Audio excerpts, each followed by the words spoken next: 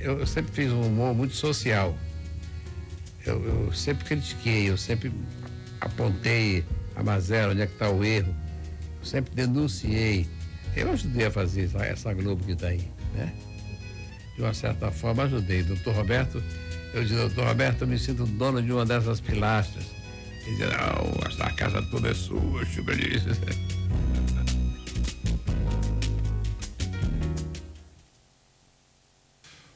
Nosso programa de hoje ia se chamar Literatura e Humor. Acontece que o nosso entrevistado, o Chico Anísio, acha que literatura nada tem a ver com humor. Em homenagem a ele e ao artista multifacetado que ele é, o programa vai se chamar então apenas Chico Anísio.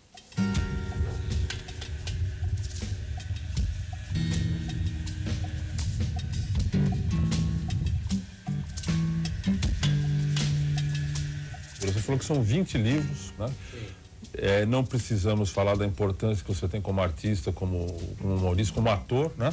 Agora, a essa altura da sua vida, você se acha uma personalidade injustiçada ou não? Não me acho nem uma personalidade, quanto mais injustiçada. Sou um cara humilde, eu não tenho banca nenhuma. Sou um cara simples, tá certo? Eu sou simples em tudo. Desde a roupa que eu visto, a comida que eu como, os lugares que eu frequento, o carro que eu compro. Porque eu sou advogado do povo. Eu trabalho para as classes C, D e E. Um dia desses eu peguei um cara disse para mim na rua, Chico Anísio, eu tenho muita saudade do Chico City. Eu falei, eu também tenho. Ele falou, mas aquele tipo de humor não se faz mais na televisão. Eu falei, acho que não vejo mais televisão aberta, mas eu acho que não. Ele falou, e o que é que a gente tem que fazer para ter um humor que diga alguma coisa e tal? Eu não sei, eu não estou preocupado com isso, eu estou fora do humor. Aí cheguei em casa e resolvi ver um Chico City. Eu tinha umas fitas, aí peguei e botei uma. E de fato é outro barato, né? Porque eu sempre fiz um humor muito social. Eu sempre critiquei, eu sempre apontei a mazela, onde é que está o erro. Eu sempre denunciei. Então eu sempre fui muito a favor do pobre. É difícil arte de escrever fácil, é isso? Não é difícil, porque é um hábito, né? É um hábito. Eu digo sempre o seguinte, se eu faço um texto para a televisão, se aquele texto tiver que ser apresentado no teatro, eu escrevo de novo. Se ele tiver que ser filmado, eu escrevo uma terceira vez. Se ele tiver que ser publicado, eu escrevo outra vez. Porque são 4 plateias, são 4 linguagens, são 4 modos de você tratar um tema, um problema, seja lá o que for. Então, como eu sou um homem de televisão, porque eu trabalho na televisão há 57 anos, eu sou muito posto de lado, né? Eu quase fui da Academia Brasileira de Letras. Eu tinha já 19 votos. Aí quando eu liguei para o João Ubaldo, ele me tirou da cabeça, né? De ser. O senhor dispensa melhor, porque você vai ter que ir a velório de gente que você nunca viu. E todo mundo vai ficar torcendo pela sua morte para pegar a sua vaga. E eu digo, rapaz, você tem razão. O que é que eu tenho que fazer na academia? Eles queriam colocar o humor do Brasil na academia. Como é que você definiria a sua literatura, esses seus 20 livros? Como é que o Chico Anísio define essa literatura? Bem, eu escrevi contos. Nos primeiros livros, escrevi contos, que é um tipo de literatura, né? Escrevi contos. Depois escrevi romances. Escrevi Carapau, um romance que eu tive um elogio do Jorge Amado, eu acenaria. E depois escrevi o Canalha, escrevi Como Salvar Seu Casamento, outro tipo de livro, escrevi uma biografia da minha vida artística, sem falar nada do pessoal, mesmo porque eu fui casado várias vezes e não tenho domínio sobre as mulheres que foram minhas, eu não sei se interessa a elas que eu fale isso ou aquilo. E eu tenho 14 livros prontos, né? Porque como eu fui posto na geladeira pela Globo, eu fiquei sem fazer nada, sem ter o que fazer durante muito tempo. E comparado com o que eu fazia, fazer um quadro da Zorra era nada. Eu ia lá num dia, gravava os 4 do mês. E ficava 29 dias à toa. E vou escrevendo, vou escrevendo, vou escrevendo. Eu tenho do Armazém, que saiu agora, eu tenho 4 livros do Armazém. São histórias da vida real. Vi, vivi ou ouvi. Eu tenho 35 roteiros de filmes americanos, estão por lá entregues a agentes e tal, que a qualquer dia pode ser que filmem um. Acho difícil por uma razão, porque eu querer que alguém aceite um filme de um brasileiro é mais ou menos como esperar que um cara de Bangladesh chegue aqui com a novela pro Tarcísio e a Globo faça. Já quase fiz um filme com o Hugh Hudson, diretor de Carruagens de Fogo, que ia fazer o meu filme passado na Irlanda, o Frade, que é uma história no norte da Irlanda, uma vila de pescadores, onde o Frade chega após o naufrágio e tal. E ele ficou encantado. Quem leu esse filme também se encantou. Mas ele fez 2 filmes que foram 2 fracassos. E aí não financiaram mais ele. Ele está esperando ver se consegue o financiamento para fazer esse filme. Eu queria que você falasse um pouco das suas preferências literárias. O escritor Chico Anísio, que tipo de literatura consome? Eu li muito Zé Lins do Rego, li tudo do Jorge Amado, eu li Graciliano Ramos, eu li Machado de Assis, li Max Rebelo, que gosto muito. Agora, eu li um escritor que ninguém fala mais dele, e foi com quem eu mais aprendi, foi o Piti Grilli. Piti Grilli. Piti Grilli. Como Marx Rebelo, também muito esquecido no Brasil, esquecido. Né? A Estrela Sobe. O Piti Grilli foi excomungado pela igreja, então ele era italiano, argentino, mas morava na Itália e tal. Nascido do Piti Grilli, eu li muito um autor espanhol chamado Henrique Jardiel Poncela, que escreveu mas houve alguma vez 11.000 Virgens e tal. Mas eu li, claro, Don Quixote, as obras importantes que a gente tem que ler mesmo, né? E não li por ter sido obrigado pelo colégio, não. Li porque eu quis mesmo ler. Não li o Pequeno Príncipe. É engraçado, né?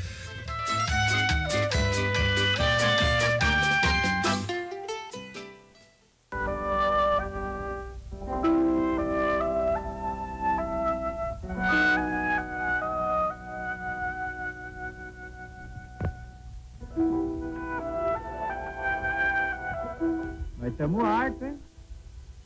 Se escorregar e cair lá embaixo, nós morremos.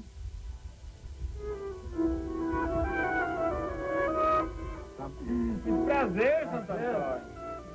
Lembra, eu fiz uma promessa pro senhor, que se a minha mulher sarasse, eu dava uma égua pro senhor. Lembro que sim. Recebeu a égua? Não, ainda não. O céu não progredia, agora já tá embalado. Só dava nego rezando e anjo pra todo lado. Eu tô querendo fazer outra experiência. Falaram pra mim que o inferno não é tão ruim assim. Então eu tô querendo dar uma chegadinha lá. Ah, você quer ir pro inferno? Você tá ficando louco, diabão? Com tanta farta de mulher na terra, você queimando mulher desse jeito? Eu sei o que estou fazendo. E agora é sua vez de ir pro táxi. Eu não sou daqui, eu sou turista.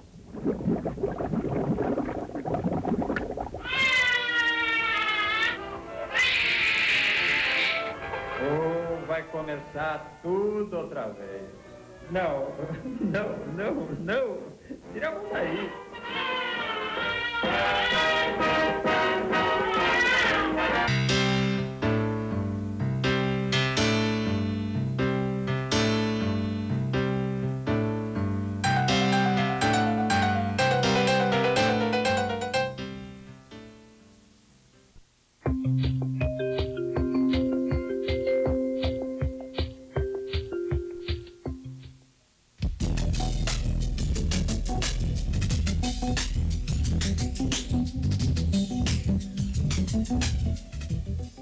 que você acha que literatura e humor não combinam?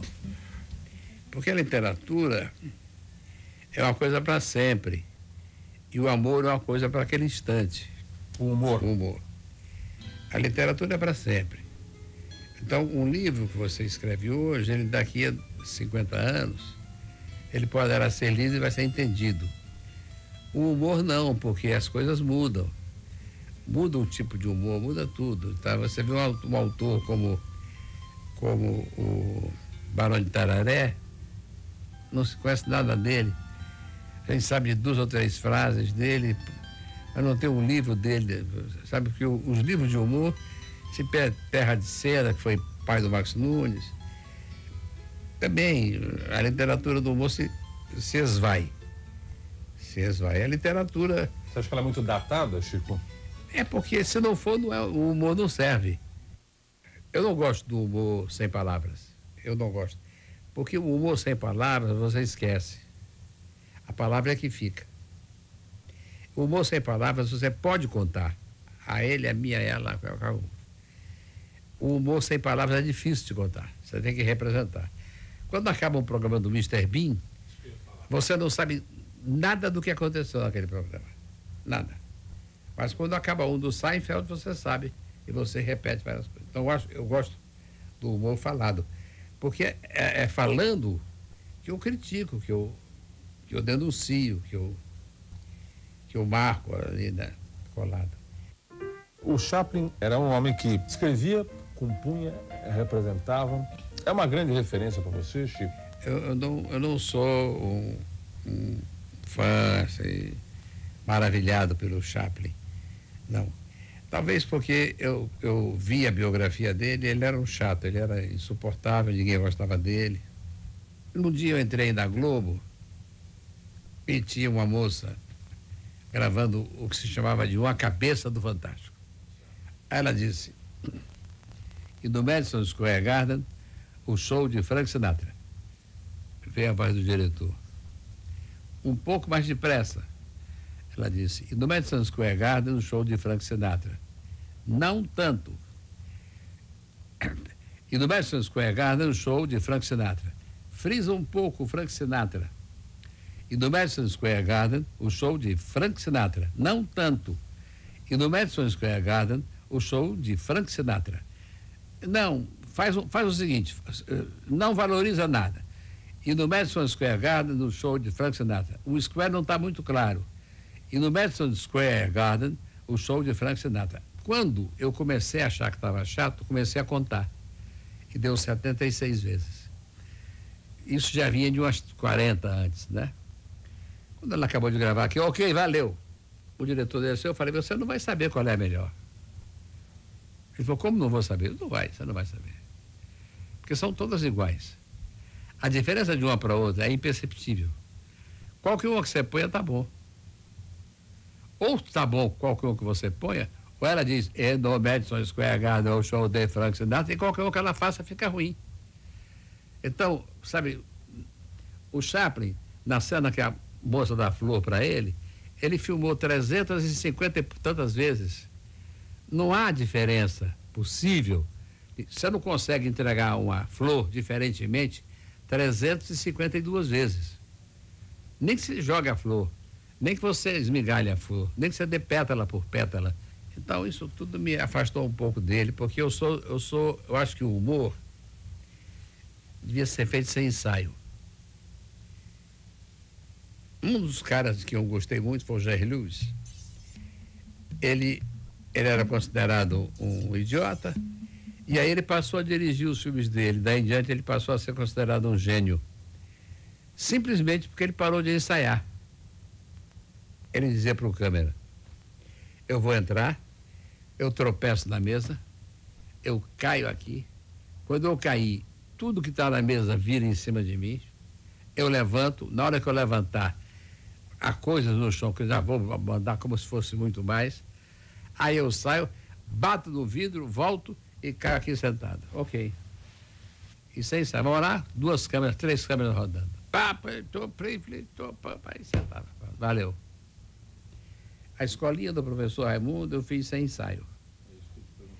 Sem ensaio, porque todos ali eram bons atores, todos ali tinham competência para saber como dizer o que iam dizer. E só eu sabia do texto de todos, de maneira que eles riam porque riam mesmo. E vocês improvisavam muito ali, né? Muito caco. Muito caco. Você deixava correr, né? Claro. E isso, na sua opinião, isso era o ponto forte da parada? Ponto forte. Eu acho que eu sou muito discriminado pelo fato de ser da televisão, né? Eu tenho um livro, os melhores contos brasileiros, os 100 melhores contos brasileiros. Do Ítalo, organizado pelo Morricone, né? E achei injusto não ter ali um ou dois contos meus, porque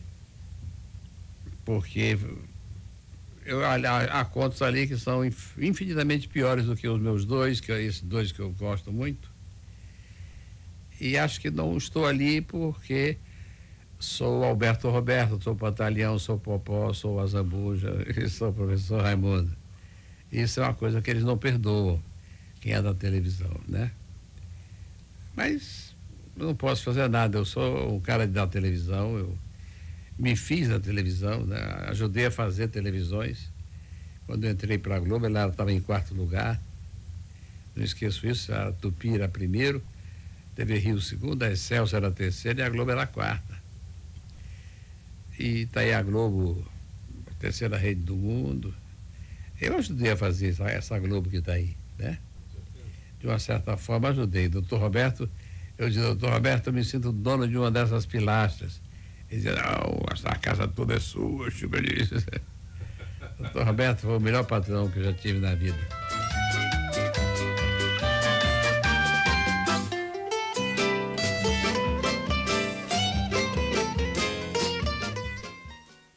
Vidas Secas foi o livro que mais me marcou. Meu livro predileto é Moby Dick. Quando minha avó lê pra mim, me sinto a própria Neizinha. Canudos é nossa batalha diária. O Sesc acredita no poder transformador da leitura.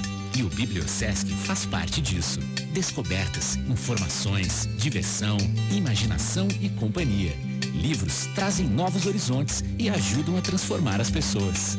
O Sesc incentiva o hábito da leitura de diversas formas, entre elas o Bibliosesc. Saiba mais em www.sescsp.org.br.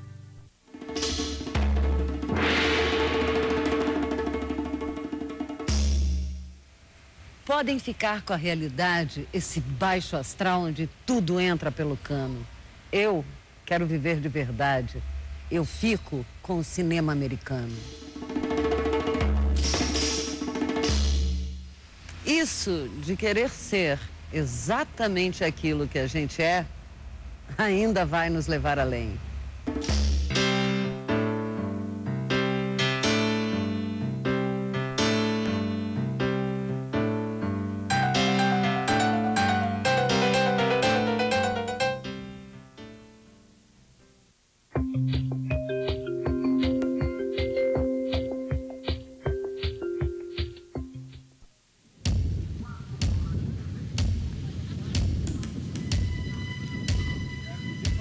O Ceará é um estado que tem muitos humoristas. Para você, Chico Anísio, algum motivo especial para o cearense ser tão talentoso para o humor? Só citando dois dos maiores, Chico Anísio e Renato Aragão, ponto. E sem falar, então, aí numa lista imensa, né? O que acontece com o Ceará que o humor ali é tão... É porque você sabe que não nasce humorista na Suécia, na Finlândia, na Dinamarca, na Bélgica, na Holanda, nos países onde tudo está certinho, não dá humorista. O humorista dá em países que tem problema. Só dá humorista na Itália, na França, no Brasil, nos Estados Unidos. E no Brasil, é difícil o humorista catarinense, o humorista do Paraná. Os humoristas são dos lugares onde há mais sofrimento. E o Ceará foi, durante muito tempo, o estado mais pobre do país. Eu acho até que se tivessem dado para o Ceará o polo petroquímico prometido, o Ceará já teria passado a Bahia. Porque o cearense trabalha, o cearense encara como pernambucano, como paraibano, como rio-grandense do norte. E o baiano quer saber quem inventou o trabalho para dar um tiro na testa. É que aquela terra é privilegiada, né? Quando o Caminha disse, em se plantando tudo dá, vai porque já chegou na Bahia, queria ver ele dizer isso tendo chegado no Maranhão. Aí é que era difícil dizer. Então, acho que foi o fato da pobreza cearense, das necessidades cearenses que criaram esse número grande de comediantes, de atores de comédia. No Ceará, quinta, sexta, sábado, domingo, em qualquer lugar que você tem um show. Agora, Chico, você falou uma coisa interessante agora há pouco, você disse o seguinte, a literatura fica e o humor passa, né? O humor é datado. Só que é o seguinte, no seu caso, por exemplo, você não acha que personagens, como Pantaleão ou como Coronel Limoeiro, não são personagens... Para sempre? Para sempre? Pantaleão, sim. Que é um grande contador de causa. É o mentiroso. Toda cidade tem um. Toda cidade tem um.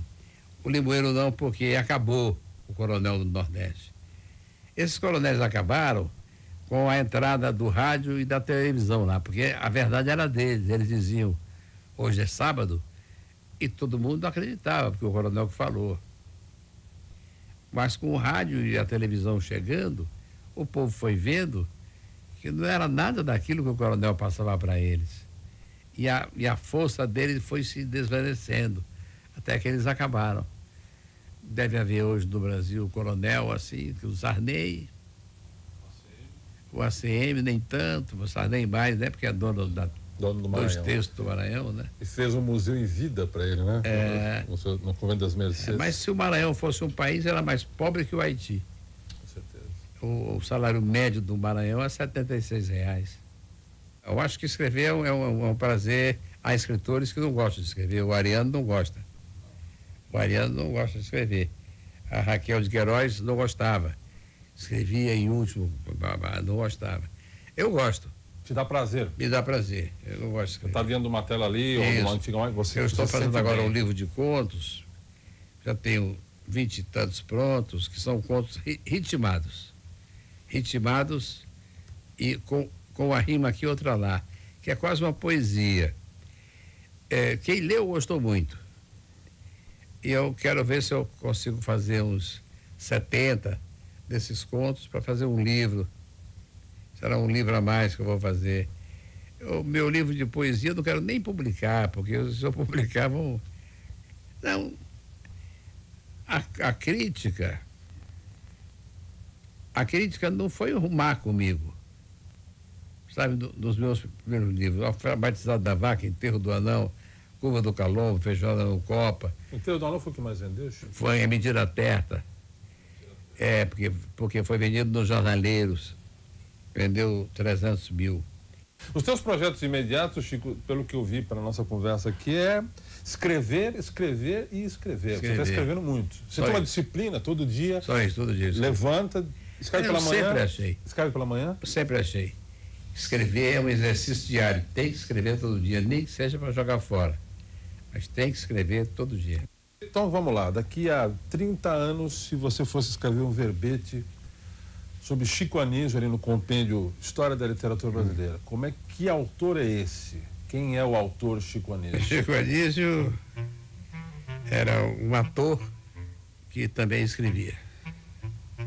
Era um contador de causas. Contador de histórias. Eu conto bem uma história. Eu estou para fazer um programa com o Lima Duarte. Devemos fazer esse programa na emissora do Boni, na TV Vanguarda, que vai se chamar Papo Furado, que será o seguinte: ele contando histórias para mim e eu contando histórias para ele. E eu não tenho dúvida de que será um sucesso retumbante, porque nós dois contamos muito bem uma história. Chico Anísio, muito obrigado pela sua entrevista. Disponha. Obrigado.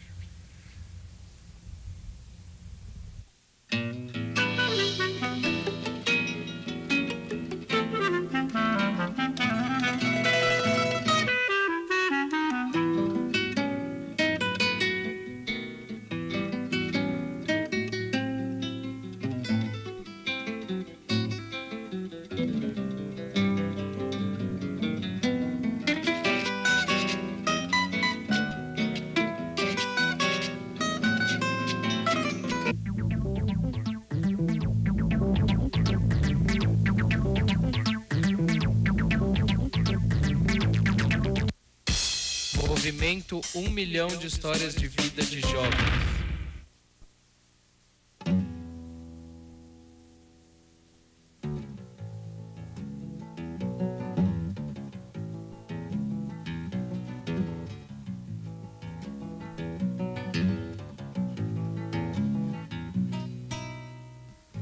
Eu fiquei pensando numa história para contar sobre mim.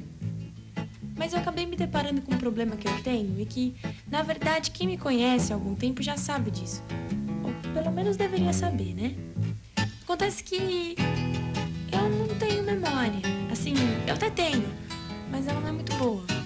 Quer dizer, por exemplo, eu me lembro de eu e minha irmã fazendo bolo, que é sempre muito divertido, muito engraçado. Eu lembro de momentos muito bons que eu passei com gente muito querida. E lembro também de coisas tristes que aconteceram. Acontece com todo mundo.